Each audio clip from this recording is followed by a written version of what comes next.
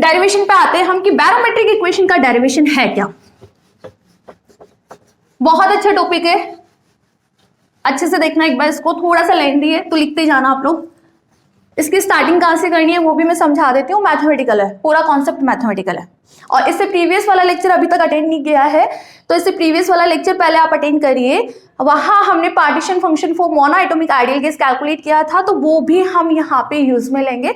That's why मैं आपको बोल रही हूँ कि पहले प्रीवियस वाला अटेंड कर लीजिए लेक्चर। वहां पे हमने पार्टीशन फंक्शन की वैल्यू कैलकुलेट की है for mono atomic ideal gases. Okay, so now start करते हैं डेरिवेशन ऑफ बैरोमेट्रिक इक्वेशन। इसके लिए आपको यहाँ पे क्या कंसीडर करना है, we consider an air column. चलो पहले मैं स्टेप्स बता देती हूँ। फर्स्ट स्टेप ये साइड में लिख लेना ताकि आपको इससे हेल्प मिलती रहेगी, कंटिन्यूटी बनी रहेगी पूरे डेरिवेशन की कि आपको किस तरह से यहाँ पे डेरिवेशन को सिंप्लीफाई करना है। जस्ट सिंपल फर्स्ट स्टेप यहाँ पे क्या होती है, आपको एयर कॉलम कंसीडर करना है, ठीक है। सेकेंड स्टेप में आपको यहाँ पे क्या करना है, टोटल एनर्जी डिफाइन करनी है, टोटल एनर्जी डिफाइन करनी है एयर पार्टिकल्स की। थर्ड स्टेप के अंदर आपको जेड की वैल्यू कैलकुलेट करनी है, पार्टीशन फंक्शन, जेड यहाँ पे क्या है, पार्टीशन फंक्शन। फोर्थ स्टेप में आपको number of particle in each cell calculate करने हैं, number of particle in each cell Ni। इसका भी हमने पूरा एक्सप्रेशन सिंप्लीफाई कर रखा है, प्रीवियस लेक्चर में आपको इसका पूरा डेरिवेशन मिल जाएगा कि Ni की वैल्यू कितनी आती है, n/z एक्सपोनेंशियल माइनस का बीटा एप्सिलॉन i, ठीक है। उसके बाद हमें यहाँ पे कंडीशन अप्लाई करनी है। कंडीशन हम यहाँ पे क्या अप्लाई करेंगे, इनफाइनाइटेसिमल स्मॉल वॉल्यूम के, इनफाइनाइटेसिमल स्मॉल वॉल्यूम के, ठीक है, स्मॉल वॉल्यूम। वहां से हम n/v की वैल्यू कैलकुलेट करेंगे। सिक्स्थ स्टेप में just simple PV equal to n KT, ये आपका इक्वेशन होता है। तो P equal to n/v KT, यहां से जो हमने वैल्यू कैलकुलेट की यहां पे इंसर्ट करनी है। उसके बाद जो आपका एक्सप्रेशन आएगा वो एक्सप्रेशन कौन सा होगा, आपका बैरोमेट्रिक इक्वेशन, ठीक है। तो इस तरह से आपको यहाँ पे 6 स्टेप्स को फॉलो करना है। जस्ट सिंपल आप ये साइड में राइट डाउन कर लीजिए, ऐसे आपकी की पॉइंट है, की पॉइंट जिसके थ्रू आप पूरा डेरिवेशन को याद रख सकते हो। Just simple air column consider करना है, टोटल एनर्जी डिफाइन करनी है, थर्ड स्टेप में पार्टीशन फंक्शन की वैल्यू कैलकुलेट करनी है, जैसा हमने मोनो एटॉमिक गैसेस पार्टिकल में कैलकुलेट किया था सेम वैसा का वैसा है। ओके, Ni हमें कैलकुलेट करना है, जहां जेड की वैल्यू को हमें पुट करना है। ओके, उसके बाद हम इनफाइनाइटेसिमल स्मॉल वॉल्यूम की बात करेंगे। ये क्या है पूरे डेरिवेशन में आपको अच्छे से समझ आ जाएगा, ठीक है। उसके बाद यहाँ से n/v की वैल्यू कैलकुलेट करके PV equal to n KT के अंदर हमें यहाँ वैल्यू पुट करनी है, सिंप्लीफाई करना है, आपके पास बैरोमेट्रिक इक्वेशन कैलकुलेट हो जाएगी, ठीक है। तो सबसे पहले इन स्टेप्स को लिखो जो कि आपके की पॉइंट्स होंगे। क्या है ये की पॉइंट्स, डाल लो ऊपर, लिख लो इनको। उसके बाद हम डेरिवेशन को स्टार्ट कर रहे हैं। अच्छा एक्सप्रेशन है, बुक से पढ़ोगे नहीं आएगा, बुक से समझ नहीं आएगा आपको, ठीक है। तो एक बार अच्छा है कि आप यहाँ पे स्टेप टू स्टेप देख लो कि हम किस तरह से सिंप्लीफाई कर रहे हैं, बिकॉज वहां डायरेक्ट आंसर्स गिवन है, पता ही नहीं चलता कि कहाँ से कहाँ कैसे आ गए, ठीक है। तो यहाँ देखो हम एक एक स्टेप अच्छे से क्लियर करेंगे, जेड कैसे निकलता है, ये कैसे निकलता है, यहाँ पे कंडीशन कैसे अप्लाई करते हो, इसको आगे किस तरह से सिंप्लीफाई करोगी कि आपके पास ये एक्सप्रेशन आएगा, ठीक है। तो थोड़ा पेशेंस रखो। और 3 मार्क्स का ये क्वेश्चन आता है, 2 क्वेश्चन है, 101% मोनोएटॉमिक गैसेस के लिए पार्टीशन फंक्शन पूछ लेता है या फिर बैरोमेट्रिक इक्वेशन पूछ लेता है, ठीक है। करे स्टार्ट कर दो मैं इनको इरेज। चलो यहाँ पे मैं डायग्राम बनाती हूँ, तब तक आप लिखो। जस्ट सिंपल बैरोमेट्रिक इक्वेशन को स्टार्ट करने के लिए आपको क्या कंसिडर करना है, just simple first step is we consider an air column at the surface of earth. अब क्वेश्चन ये अराइज होता है कि एयर कॉलम क्या है। अभी देखना एयर कॉलम क्या है, आपको यहाँ पे क्या करना है, we consider an air column at the surface of earth, earth की सरफेस पे हमें एयर कॉलम को जस्ट सिंपल कंसीडर करना है। तो हम बना देते हैं diagram. This is earth, earth क्या होती है, गोल, तो हमने यहाँ पे ये गोल बना दिया अर्थ, ठीक है, बन गया गोल। नाउ हमें क्या करना है, एयर कॉलम को कंसीडर करना है। तो एयर कॉलम है क्या, इधर देखो एक बार, एयर कॉलम की शेप किस तरह से होती है, अर्थ पे हमें, अर्थ की सरफेस पे हमें कंसीडर करना है। ओके, सो मैं यहाँ पे ये सरफेस कंसीडर कर रही हूँ, सरफेस में यहाँ पे एयर कॉलम ड्रॉ कर रही हूँ। Air column is like this, दिख रहा है, इस तरह से ये एयर कॉलम होता है। This is air column. Air column क्या है, इस टाइप का एयर कॉलम होता है, ठीक है। एयर कॉलम आप नॉर्मल लैंग्वेज में बात करो तो इट्स लाइक क्यूबॉइड, ये क्या है, एक तरह से क्यूबॉइड है। अर्थ की सरफेस पे हमने यहाँ पे कंसिडर किया एयर कॉलम, जहां हम एटमॉस्फेयर की या इसके चारों तरफ की एनवायरनमेंट की जो भी एयर है उसको हम इस एयर कॉलम के अंदर कंसीडर करेंगे। क्यों? बिकॉज हमें बैरोमेट्रिक इक्वेशन डेराइव करना है, तो हमें एक सिस्टम तो लेना पड़ेगा ना। उस सिस्टम के लिए हमने यहाँ पे क्या किया कि अर्थ की सरफेस पे हमने एक एयर कॉलम कंसीडर किया है। Air column is like this cuboid, एक क्यूबॉइड ही होता है जिसका टॉप अर्थ की सरफेस से अप्रोक्सीमेट 15 किलोमीटर होता है। देखो इसका ये टॉप है, ये जो टॉप है वो अर्थ की सरफेस से अप्रोक्सीमेट 15 किलोमीटर होता है, ठीक है। और वर्टिकली सिचुएटेड है। किस तरह से सिचुएटेड है? वर्टिकली सिचुएटेड है। आप एयर पार्टिकल्स किस तरह से कंसीडर करके चलोगे कि इसके जो एयर पार्टिकल्स है वो सारे के सारे कहाँ है? इस एयर कॉलम में है, और ये एयर कॉलम ही आपका सिस्टम बनेगा, और ये सिस्टम ही क्या है? Phase space. एयर पार्टिकल्स है, एयर पार्टिकल्स है तो आप यहाँ पे क्या कंसीडर करके चलोगे? इनकी पोजीशन को डिफाइन करोगे। Again 3 position coordinate, 3 momentum coordinate, तो ये सिस्टम ही आपका फेज स्पेस की तरह बिहेव करने वाला है। तो जस्ट सिंपल हमने अर्थ के सरफेस पे एयर कॉलम कंसीडर कर लिया जो कि वर्टिकली सिचुएटेड है, और हमने डिफाइन कर दिया कि जो एयर पार्टिकल्स है वो सभी के सभी एयर पार्टिकल्स कहाँ है? इस एयर कॉलम के अंदर है। The first step is complete. और air column is nothing, it's like a cuboid जो कि वर्टिकली रखा हुआ है अर्थ पे, जहां हम गैसेस के मॉलिक्यूल्स को कंसीडर करते हैं कि वो सारे के सारे इसके अंदर है। और अब हमें इस सिस्टम का स्टडी करना है, ठीक है। कॉन्सेप्ट आपको समझ आया? सेकेंड बात हम करेंगे, अब इसको मैथमेटिकली स्टडी करना है। मैथमेटिकली यदि हम स्टडी करते हैं तो हम क्या करते हैं? Just simple Cartesian coordinate system को डिफाइन कर देते हैं अर्थ के सरफेस पे। ये आपका सिस्टम है जो हम लेके चल रहे हैं, बट मैथमेटिकली आपको स्टडी करने के लिए क्या करना है? अर्थ की सरफेस पे फॉर मैथमेटिकल स्टडी लिख देती हूं मैं, for mathematical study we consider and Cartesian coordinate system. Okay, कहाँ पे? At the surface of earth. हमने इस तरह से कार्टेशियन कोऑर्डिनेट सिस्टम डिफाइन कर दिया इसका स्टडी करने के लिए। एंड किस तरह से कि आप जेड एक्सिस को किस तरह से लेके चल रहे हो? Vertically upward, with Z axis vertically upward.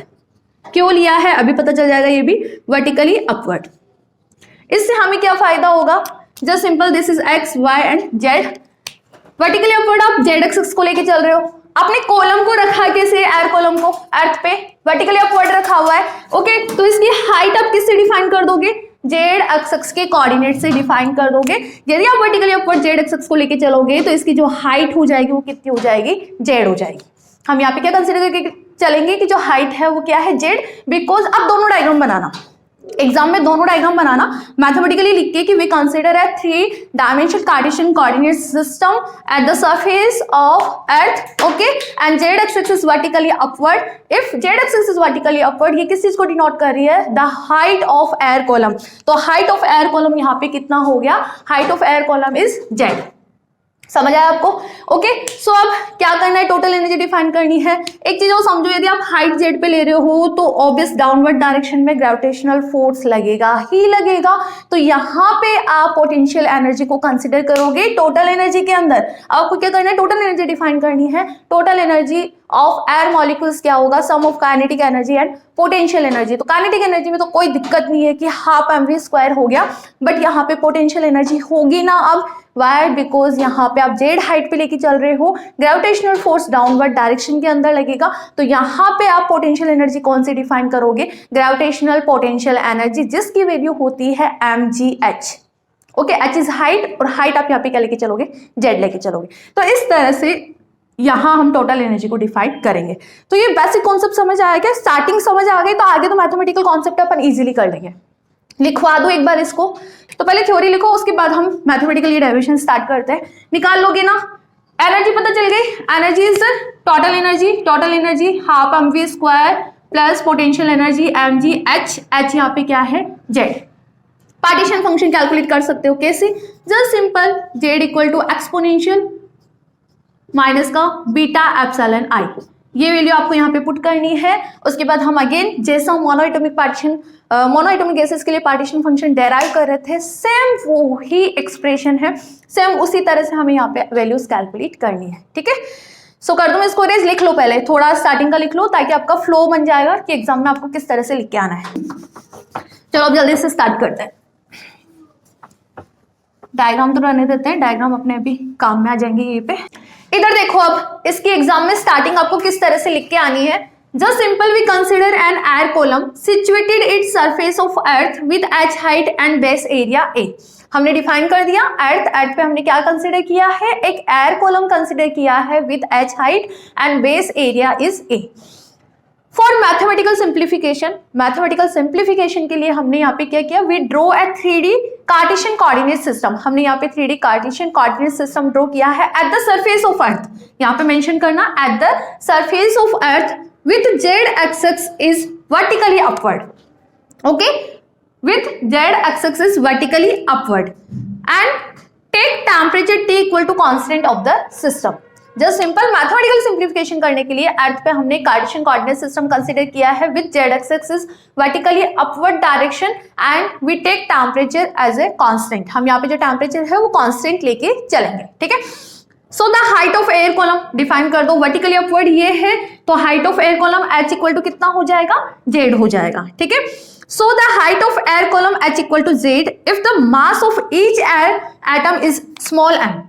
यदि हम यहाँ पे m स्मॉल m मास लेके चल रहे हैं एयर पार्टिकल्स का, तो आप खुद बताइए काइनेटिक एनर्जी कितनी होगी, half mv square. So if the mass of each air atom is small m, then the kinetic energy will be half mv square. Okay, and due to gravitational effect, यहाँ पे gravitational force लगेगा.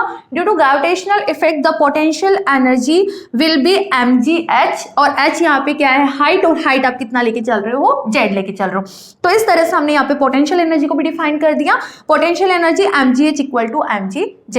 तो ये आप लिख लो एक बार, उसके बाद हम स्टार्ट करते हैं. तो टोटल एनर्जी की यदि मैं बात करूं तो टोटल एनर्जी क्या होगी, total energy will be sum of kinetic energy and potential energy. Okay, उसके बाद हम पार्टीशन फंक्शन की वैल्यू कैलकुलेट. ठीक है, देखो अब मैथमेटिकल सिंप्लीफिकेशन कैसे करना थोड़ा सा रेज कर देती हूँ, लिख लो आप तब तक.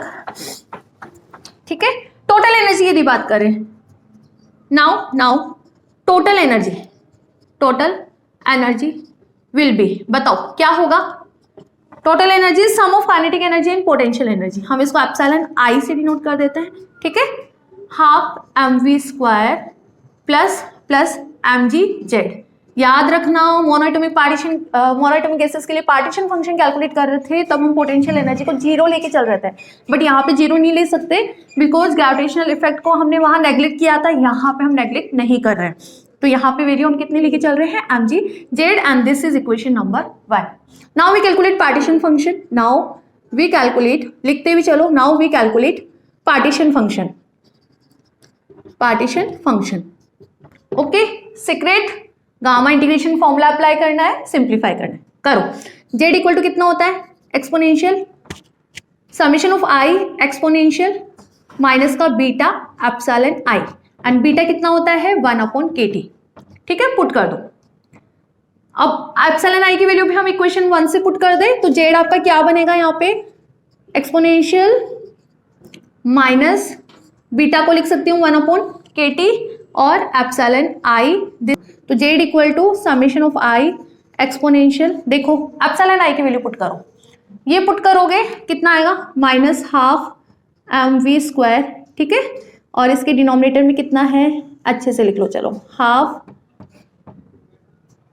mv स्क्वायर, इसके डिनोमिनेटर में कितना है, kt. ठीक है, दोनों प्लस में है तो मैं इनको मल्टीप्लिकेशन में लिख रही हूँ. डायरेक्ट प्रॉपर्टी लगाई है मैंने एक्सपोनेंशियल की, माइनस आएगा साइन, वाई बिकॉज माइनस है आगे, mgz अपॉन इसके डिनोमिनेटर में kt है तो इसके डिनोमिनेटर में भी kt आएगा. ठीक है, इस तरह से हमने पार्टीशन फंक्शन को लिखा है. नेक्स्ट स्टेप में क्या करेंगे, दिस इज फेज स्पेस. तो फेज स्पेस को हमें क्या करना है, स्मॉल वॉल्यूम एलिमेंट्स में डिवाइड करना है. तो हम यहाँ पे क्या करेंगे, इस इक्वेशन को ऊपर और नीचे कैपिटल H से मल्टीप्लाई करेंगे. ठीक है, so now divide phase space into cell of same volume. और वॉल्यूम आप क्या डिफाइन करोगे, capital H, dx dy dz dpx dpy dpz. कोई डाउट है क्या, नहीं है ना. और यहाँ पे v की फॉर्म में लिख रहे हो तो आप यहाँ पे ये एक्सप्रेशन भी v की फॉर्म में लिख लो, कोई दिक्कत नहीं है. इसको v की फॉर्म में लिखोगे तो कितना आएगा, dvx dvy dvz. ठीक है। और p की फॉर्म में लिखना चाह रहे हो तो फिर p की फॉर्म में ही पूरा सॉल्यूशन सिंप्लीफाई करना, और यदि v की फॉर्म में सिंप्लीफाई करना चाहते हो तो v की फॉर्म में ही पूरा सॉल्यूशन सिंप्लीफाई करना, ठीक है। For this is equation number 3, ठीक है। So equation number 3, multiply and divide by capital H, multiply and divide by capital H। Same वही प्रोसेस है जो हमने प्रीवियस लेक्चर में किया है। करो। Z इक्वल टू 1/h, ठीक है। Summation of I exponential minus mv square upon 2kt exponential minus का mg z अपॉन kt, और हमने इस पे h से मल्टीप्लाई कर दिया, ठीक है। नाउ यदि हम h की वैल्यू पुट करें तो ये h की वैल्यू हम यहाँ पे पुट कर दें, and our system is continuous system, तो समेशन किस में कन्वर्ट हो जाएगा, इंटीग्रेशन में। लिखते चलो आप स्टेप टू स्टेप, ठीक है, बिकॉज मैं इरेज भी करती जाऊंगी। और इक्वेशन नंबर ध्यान रखना, दिस इज इक्वेशन नंबर 3, ठीक है। h की वैल्यू हमने यहाँ पे पुट कर दी। अब हमें क्या करना है, इंटीग्रेशन को सिंप्लीफाई करना है। तो देखो किस तरह से इंटीग्रेशन को सिंप्लीफाई कर रहे हैं। 1/h, इन इंटीग्रेशंस को मैं सेपरेट लगा रही हूँ। सेपरेट कैसे, देखो dx dy दोनों इंटीग्रेशन को मैंने साथ में लिया है। why? बिकॉज हम इसको एरिया लिख सकते हैं, ठीक है। Now the next v square कितना होता है, v square x plus v स्क्वायर y plus v square z, ठीक है। ये पता है ना कैसे निकालते हैं, जो simple v vector is vxi cap, vyj cap और vz k केप। नहीं पता है तो इधर देखो। उसके बाद मैग्नीट्यूड की बात करते हैं, तो मैग्नीट्यूड क्या आता है, i, j और k इनके कंपोनेंट का स्क्वायर। तो यहाँ पे देखो कंपोनेंट क्या है, vx का स्क्वायर, vy का स्क्वायर और vz का स्क्वायर, ठीक है। आपके पास यहाँ पे v स्क्वायर है, तो v स्क्वायर क्या हो जाएगा, v स्क्वायर x, v स्क्वायर y और v स्क्वायर z, ठीक है। सो यहाँ पे हम क्या करेंगे, v स्क्वायर को क्या वैल्यू पुट करेंगे, v square x plus v स्क्वायर y plus v square z। Exponential में प्लस के अंदर टर्म्स होगी तो हम उसको मल्टीप्लीकेशन की फॉर्म में लिख सकते हैं ना। कर दूं मैं इसको इरेज, इसको हम मल्टीप्लीकेशन की फॉर्म में लिख के उसके बाद इनके साथ इंटीग्रेशन साइंस को ले लेंगे। कैसे लेंगे, इधर देखो एक बार, just simple put the values of v square. जैसे आप v स्क्वायर के पुट करोगे, कितना है v square x plus v स्क्वायर y plus v square z, okay. Exponential में लिखेंगे तो मल्टीप्लीकेशन में होगी ना पावर। इस इंटीग्रेशन के साथ हम ले लेते हैं dvx को y, integration of similarly exponential minus का m v स्क्वायर y अपॉन 2kt, जैसा हम प्रीवियस लेक्चर में कर रहे थे ना वैसा ही कर रहे हैं। वहां हमने जो आंसर निकाला था वो p की फॉर्म में निकाला था, यहाँ हम आंसर किसकी फॉर्म में निकाल रहे हैं, v की फॉर्म में निकाल रहे हैं, okay. This is dvy integration exponential minus का v square z upon 2kt और dvz। लिमिट पता है, माइनस इन्फिनिटी टू इन्फिनिटी, अपना सिस्टम यही है ना, ओके। नाउ एक को टर्म रह रही है अभी, तो इंटीग्रेशन एक्सपोनेंशियल माइनस का mg z अपॉन kt, और इसका इंटीग्रेशन किसके रेस्पेक्ट में होगा, z के रेस्पेक्ट में, तो ये रहा dz। इस तरह से हमने इंटीग्रेशन के साइंस को डिस्ट्रीब्यूट किया है। कोई डाउट है, नहीं होना चाहिए ना, बहुत सिंपल प्रोसेस है। यस, इसको हम क्या लिख सकते हैं, एरिया वेक्टर। तो z इक्वल टू आपके पास क्या आ गया, a/h, ठीक है।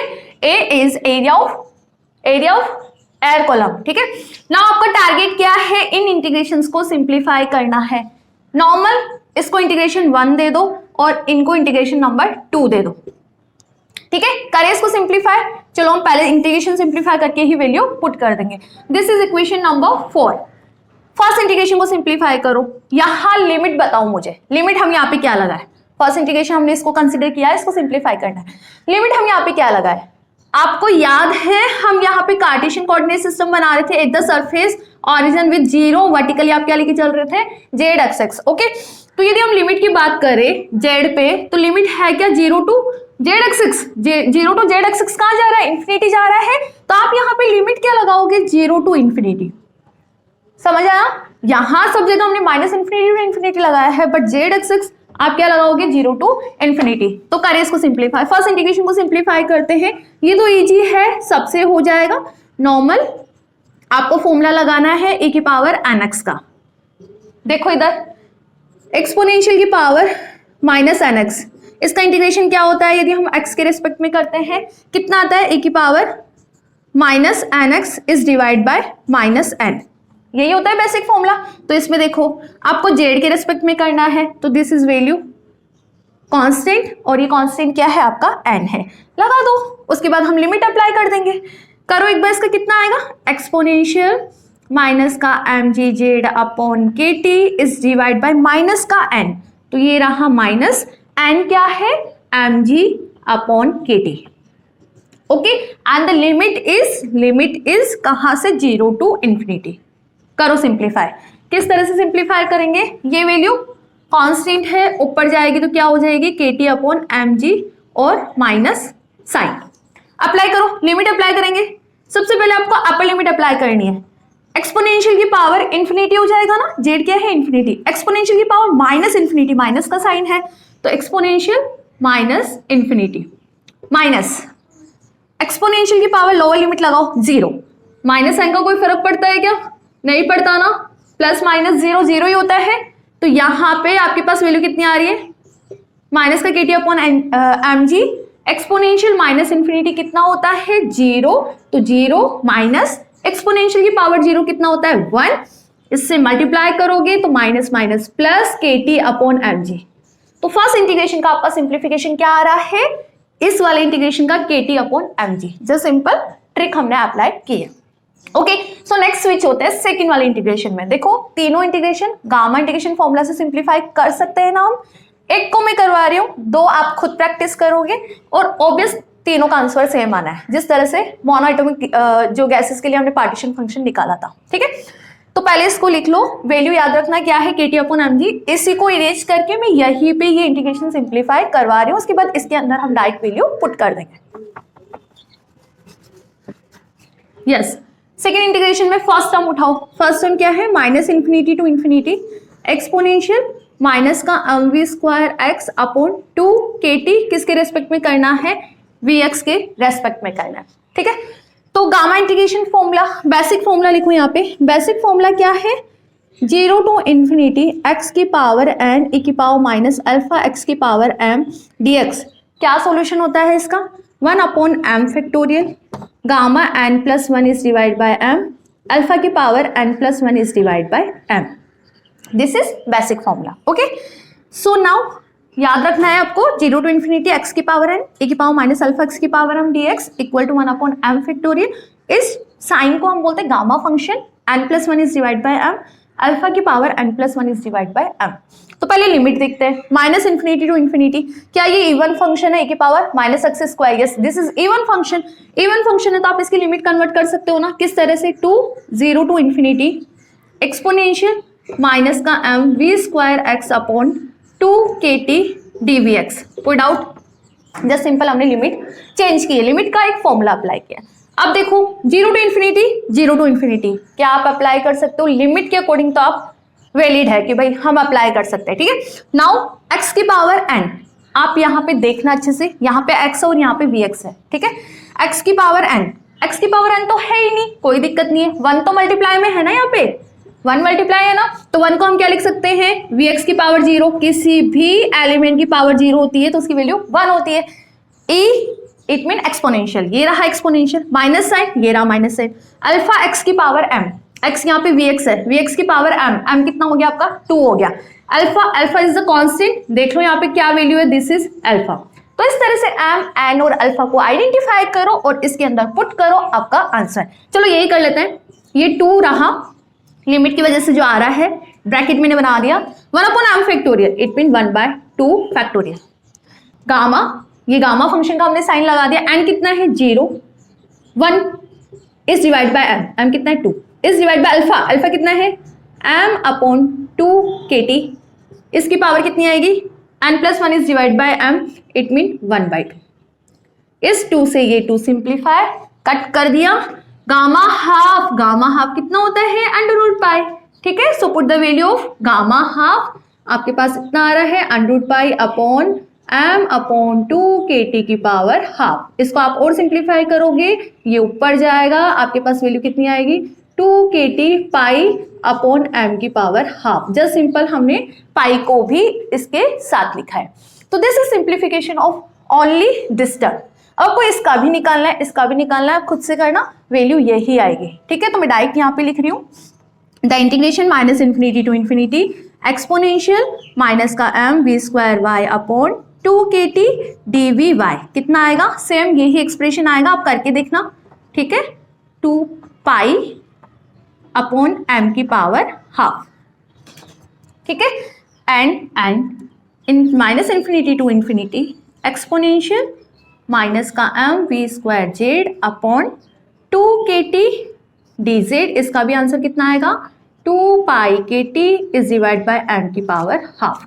ठीक है, तो इस तरह से हमने इंटीग्रेशंस को सिंप्लीफाई कर लिया है। अब इसके अंदर हमें केवल इंटीग्रेशंस की वैल्यूज पुट करनी है, जेड का आंसर आपके पास आ जाएगा। ठीक है, करें पुट।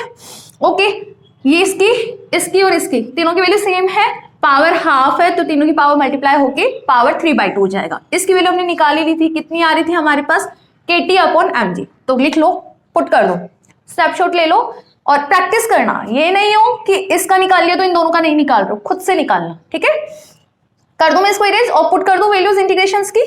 देखो आगे हम इंटीग्रेशंस की वैल्यूज पुट करते हैं। इंटीग्रेशंस की जैसे हमने वैल्यूज पुट की, आपके पास z कितना आ रहा है, इसको a लिख सकती हूँ ना मैं, a/h, इसको हमने a लिखा है। ठीक है, now put the values of all integrations. सबसे पहले हम इनकी लिखते हैं, तो कितना आ रहा था, 2 पाई kt की पावर m, इसकी पावर हाफ, पूरा लिख लो चलो ताकि कंफ्यूजन ना हो आपको किसी टाइप का। ठीक है, 2 pi kt is divide by m की पावर हाफ। तीनों इंटीग्रेशन की वैल्यू आ रही, इसकी वैल्यू हमारे पास कितनी आ रही थी, kt upon mg। Okay, now तीनों को मल्टीप्लाई करते हैं पावर को, तो जेड की वैल्यू कितनी आ रही है, a/h kt अपॉन mg और 2 पाई kt अपॉन m की पावर 3/2। ठीक है, प्रैक्टिस करोगे स्पीड अपने आप आ जाएगी, प्रैक्टिस करोगे तो स्पीड अपने आप आ जाएगी। ठीक है, this is equation number 5। Now अब आपको क्या करना है, number of particle in ith cell, हम एक पर्टिकुलर ith सेल को डिफाइन कर देते हैं यहाँ पे और उसमें नंबर ऑफ पार्टिकल्स कैलकुलेट कर लेते हैं। ठीक है, so now for particular ith cell number of particles कितने होते हैं, the basic formula number of particles का ni equal to n by Z exponential minus का beta epsilon i। This is equation number 6। इसका कंप्लीट डेरिवेशन मैंने simplify करवा रखा है, प्रीवियस लेक्चर की प्लेलिस्ट में जाओ, आपको वहां पे मिल जाएगा। नंबर ऑफ मॉलिक्यूल या number of phase point in ith cell के नाम से लेक्चर है। ठीक है, सो नाउ अब हमें नेक्स्ट स्टेप में क्या करना है, जेड की वैल्यू इसके अंदर पुट करनी है। तो कर दे पुट, कोई डाउट नहीं है ना, तो जेड निकाल लोगे ना। ठीक है, आगे देखो ni कितना आएगा, आपको ऊपर का इरेज कर रही हूं मैं,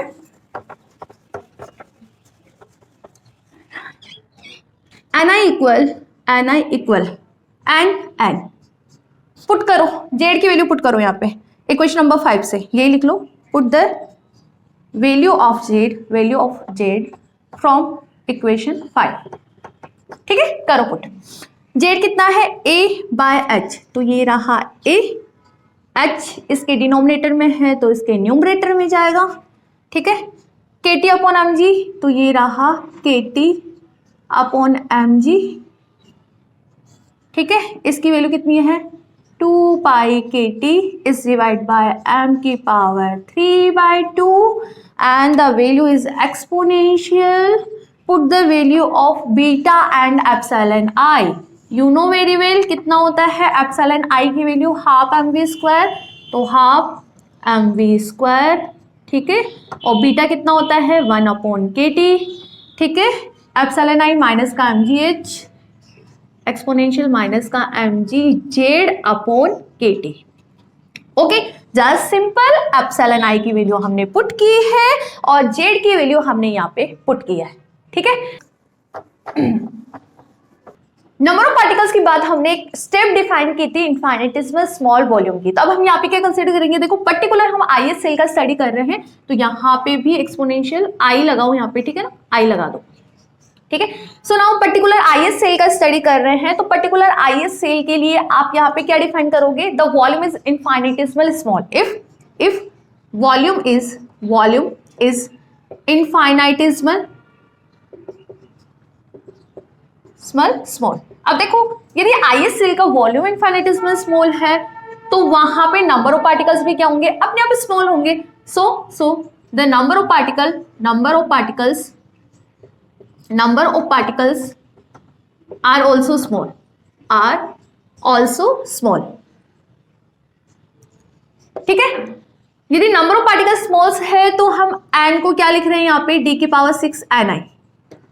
6 क्यों लिखा है, बिकॉज 6 डायमेंशनल स्पेस है। आप यहाँ पे h किसकी बात करते हो, वॉल्यूम ऑफ फेस सेल, जो आप यहाँ पे सेल्स डिवाइड कर रहे थे। ठीक है, नाउ n बाय a, इसको सिंप्लीफाई कर लोगे ना, करो ऊपर mg ऊपर kt, ये इसके डिनोमिनेटर में तो मैं इसको लिख सकती हूँ ना 2 pi kt is divide by m की power -3/2।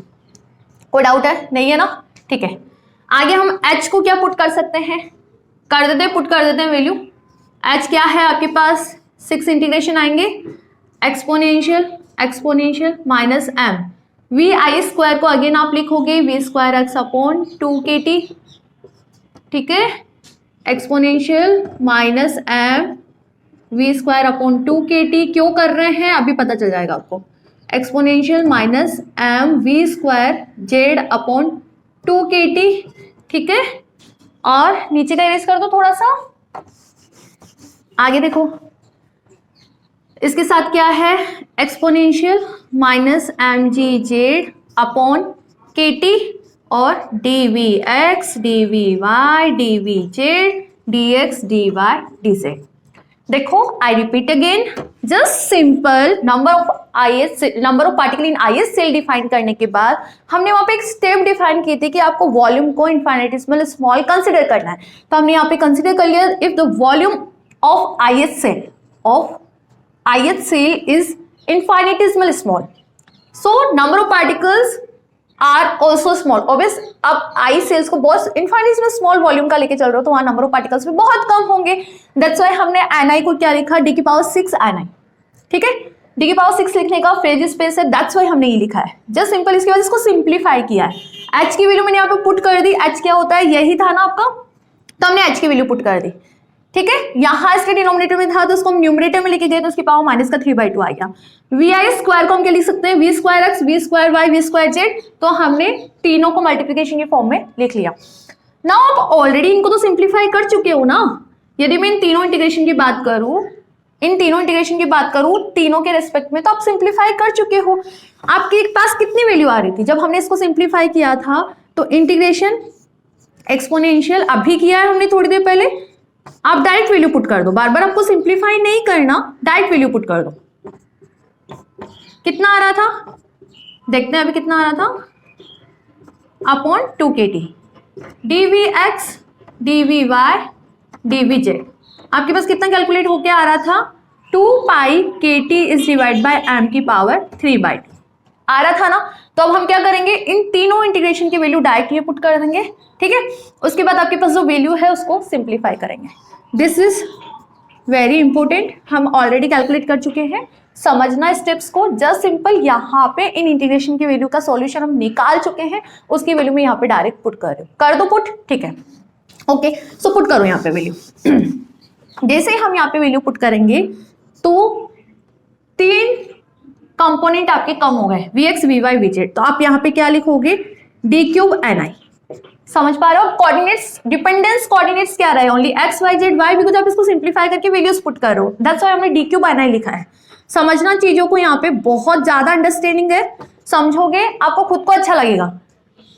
2 pi kt is divided by m की power -3/2 and the solution of this integration 2 pi kt upon m की power 3/2 and the remaining term is exponential minus mgz upon kt। ठीक है, और यहाँ पे क्या है, इंटीग्रेशन dx dy और dz and this is volume. इसको हम क्या बोलते हैं, वॉल्यूम, पोजीशन कोऑर्डिनेट के अंदर इसको वॉल्यूम बोलते हैं।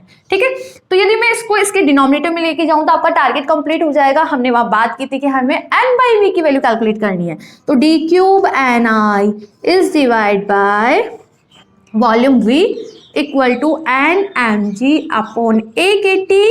ओके, ये दोनों कैंसिल, रिमेनिंग देखो पावर -3/2 प्लस 3/2 तो कैंसिल हो गया, एंड माइनस का mgz upon kt। Okay, and यहाँ पे d³ ni अपॉन v क्या है, नंबर ऑफ पार्टिकल पर यूनिट वॉल्यूम, तो this is capital N by V and your target is N by V की वैल्यू हमें कैलकुलेट करनी थी and this is equation number 6. Okay, now by ideal gas equation. Ideal gas equation क्या होता है? PV equal to N KT. ठीक है, सो यहां से P इक्वल टू कितना आ रहा है? N by V KT. This is equation number 7. From equation number 6 and 7 N by V की वैल्यू आप यहाँ पे पुट कर दो और सिंप्लीफाई कर दो, है ना इजी? पुट करो P equal to N by V. N by V आपके पास कितना आ रहा है? N mg upon a kt. ठीक है, exponential minus mg z upon kt. ठीक है, यहाँ पे देखो कितना है मल्टीप्लीकेशन में kt, तो kt से kt cancel out and the value of p equal to n mg upon a. Target के बहुत पास आ गए अपन, माइनस का mg z अपॉन kt. ठीक है, and this is equation number 8. Okay, 8 z equal to 0. हम ऑरिजन की बात करें, 8 origin p equal to n mg upon a. Exponential की पावर 0 1. ठीक है, और इसको हम क्या कंसिडर कर रहे हैं? Let p not equal to n mg upon a. हमने इसको p नॉट कंसिडर कर लिया. ठीक है, so put this value in equation number 8. यदि आप इक्वेशन नंबर 8 में पुट करोगे, दिस इज p नॉट, तो this is p not exponential minus का mg z upon kt and this is your result. याद आया आपको? लास्ट लेक्चर उसमें एक्सप्रेशन लिखवाया था मैंने, p equal to p not exponential minus का mg z अपॉन kt. आ गया आपका एक्सप्रेशन. और p नॉट आप डिफाइन कर रहे थे ना, n mg अपॉन a. ये इस तरह से डिफाइन किया, जस्ट सिंपल. एट ऑरिजिन की हमने बात की, तो z equal to 0. If you simplify this, 0 put करोगे तो p इक्वल टू कितना आ रहा है? एक्सपोनेंशियल की power 0 1 and mg by a. इसको हमने p नॉट कंसिडर किया. This is barometric equation. Okay, this is barometric equation. तो बताओ अब इसमें रटने का क्या चीज है? कुछ भी नहीं है ना, सिंपल अंडरस्टैंडिंग है, सिंपल प्रैक्टिस है और मैथमेटिकल है. ठीक है, ओके. अब इसको हम यदि लॉग लेते हैं, take log on both side, ln p equal to कितना होगा? ln p नोट मल्टीप्लीकेशन में है, दोनों प्लस में जाते हैं. ठीक है, एक्सपोनेंशियल और ln एंटी लॉग कैंसिल कर देगा, minus mg z upon kt. तो यदि आप ln के एक्सप्रेशन में लिखना चाहते हो, तो this is equation of in ln expression. Now if we draw the graph between p and z, if we draw the graph between p and z, ठीक है, तो आपके पास किस टाइप का ग्राफ आएगा? Straight line with gradient. बताओ क्या होगी? ग्रेडियंट इज माइनस का mg upon kt with minus mg gradient. Okay, तो दिस इज बैरोमेट्रिक इक्वेशन. तो 3 मार्क्स ऐसे नहीं मिलते, 3 मार्क्स ऐसे मिलेंगे जब आप इसको कंप्लीट सिंप्लीफाई करोगे. ठीक है, पहले स्टेप समझना, रिपीट करना है, तो मैं एक बार रिपीट कर देती हूँ. एयर कॉलम कंसीडर किया, टोटल एनर्जी हमने डिफाइन की, पार्टीशन फंक्शन हमने कैलकुलेट किया, number of particle in ith cell calculate किए, फिर हमने इनफाइनेटिसिमल स्मॉल वॉल्यूम कंसीडर किया, वहां पे नंबर ऑफ पार्टिकल भी इनफाइनेटिसिमल स्मॉल होंगे. इंटीग्रेशन को सिंप्लीफाई किया, n by v की वैल्यू कैलकुलेट की, pv equal to n kt में n by v की वैल्यू पुट की, उसके बाद z equal to 0 at origin हमने वैल्यू कैलकुलेट की, सिंप्लीफाई किया, हमारे पास रिजल्ट आ गया. Thank you.